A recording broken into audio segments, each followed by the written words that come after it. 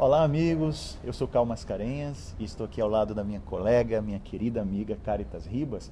E hoje nós queremos passar uma informação muito preciosa para você. Qual é a diferença entre dar uma ordem e fazer um pedido? Qual é a diferença entre um pedido de desculpas que realmente funciona e um que não tem nada a ver?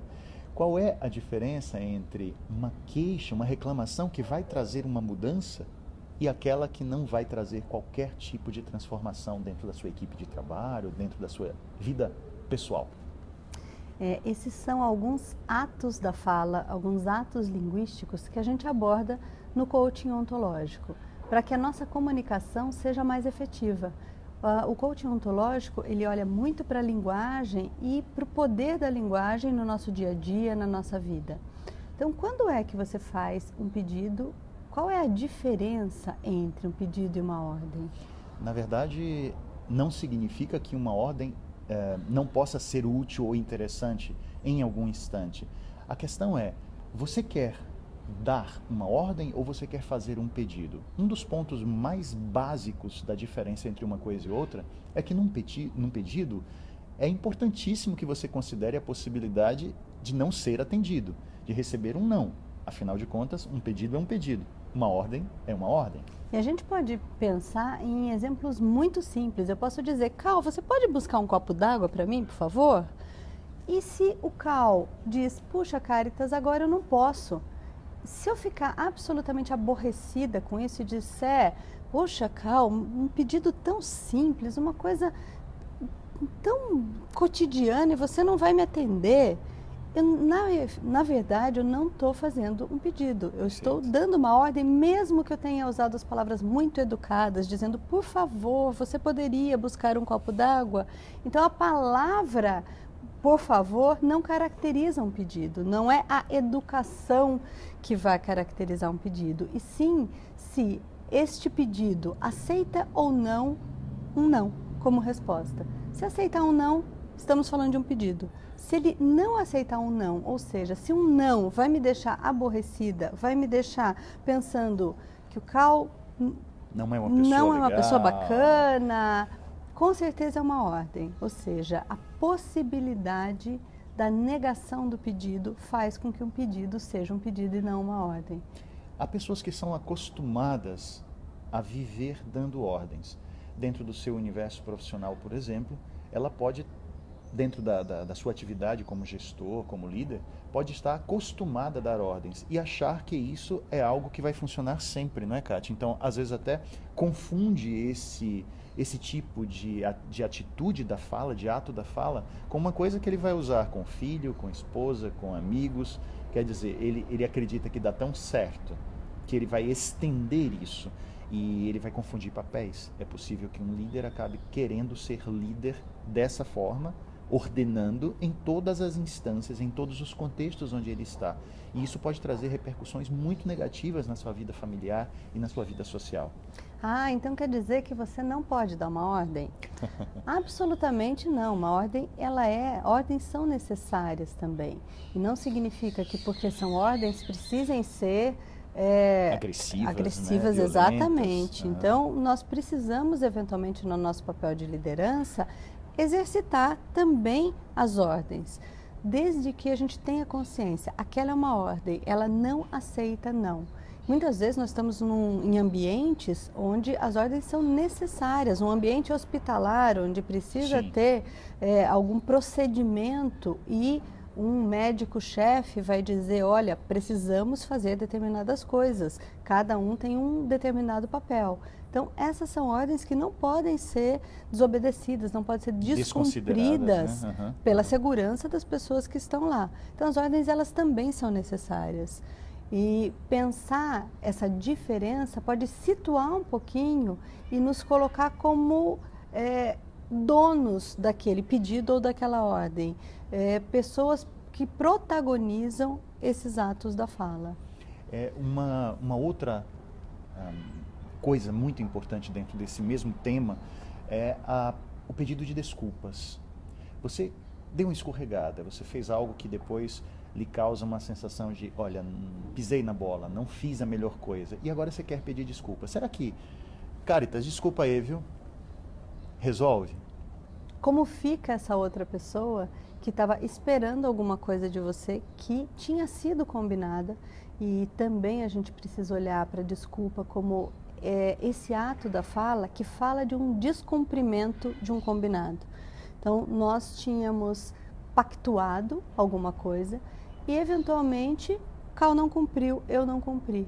Como é que a gente pode chegar e não só falar desculpa aí?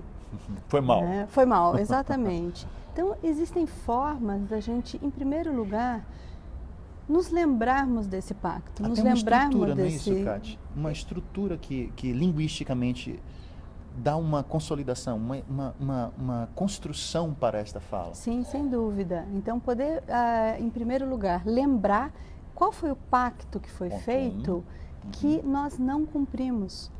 Então, eu me comprometi com você, Cal, de fazer alguma coisa e eu não consegui fazer. E eu vou explicar o porquê eu não consegui fazer. Eu priorizei outras coisas, aconteceu um imprevisto, eu preciso me justificar. E eu preciso também perguntar para o Cal quais danos, eventualmente, ele sofreu pelo não cumprimento do pacto de minha parte. Quando você não trouxe o relatório, Cáritas, no dia que tínhamos combinado, isso trouxe alguns prejuízos muito sérios diante da diretoria. E eu posso pensar, vou fazer o relatório imediatamente, afinal foi por isso que eu estou precisando pedir desculpa para o Cal. Mas, na verdade, o que eu preciso fazer é perguntar para ele o que é que ele precisa que eu faça para sanar esse problema que ele teve com a diretoria. Então, não basta que eu simplesmente acredite que vou resolver o problema do Cal com aquilo que eu quero. Então, perguntar para o outro o que eu posso fazer. A partir deste momento, né? Exatamente, para sanar esse problema que você teve. Então, também é uma outra característica de um pedido de desculpa efetivo. Então, eu vou lembrar qual foi o nosso pacto, lembrar o descumprimento, dizer do descumprimento desse pacto. Vou perguntar quais os danos e me oferecer para resolver. Exatamente, afinal de contas, houve danos porque eu não cumpri o que eu tinha combinado. Nós podemos ver uma estrutura que de alguma forma tem elementos parecidos, que é a estrutura da queixa ou da reclamação. Então, alguém vai, diante de uma outra pessoa com quem estabeleceu um pacto, reclamar por causa de alguma coisa que não foi feita ou não foi feita a contento. E nesse momento também veremos alguns pontos preciosos de uma estrutura que nos ajuda a lembrar como é que é uma reclamação efetiva. Que é diferente de uma queixa. A queixa não é menos legítima que a reclamação. A queixa é quando eu tenho alguma coisa para dizer, mas não foi nada que tenha sido combinado. Então, quando eu me sinto, por exemplo, mal atendida, eu vou me queixar por esse mal atendimento. Só que não houve um pacto prévio, apesar de existir esse pacto implícito, mas não houve um pacto prévio. Quando eu faço uma reclamação, houve um pacto prévio.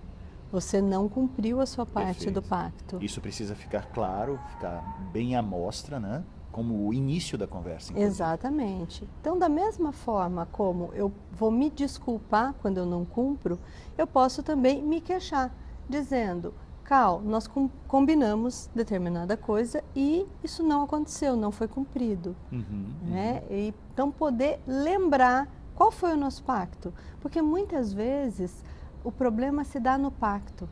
Um entendeu uma coisa, que deveria fazer uma determinada coisa, e o outro entendeu outra. De forma totalmente diferente, é verdade. Então, lembrar o que é que foi pactuado. Lembrar que isso, apontar que isso não aconteceu como nós pactuamos. E dizer de quais foram os danos. Olha, e por que isso não foi feito? Porque o nosso combinado não foi feito. Os danos que eu tive foram tais, tais e tais. E pedir, então, para que o Cal possa fazer alguma coisa que me ajude a sanar esses danos.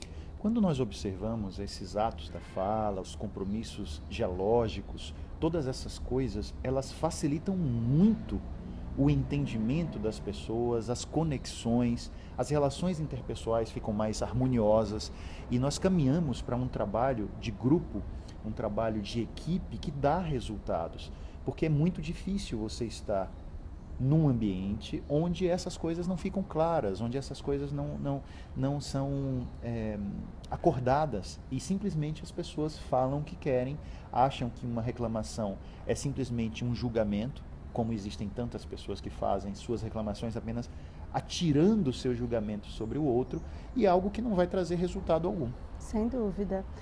A gente gosta de olhar para o ato da fala como facilitadores e não como garantidores de excelentes resultados. Como estamos sempre em relações humanas que são absolutamente complexas, a gente não sabe qual vai ser o resultado da nossa desculpa, da nossa reclamação com o outro, mas nos ajuda muito a ter resultados diferentes daqueles que a gente costuma ter quando a gente não usa alguma estrutura.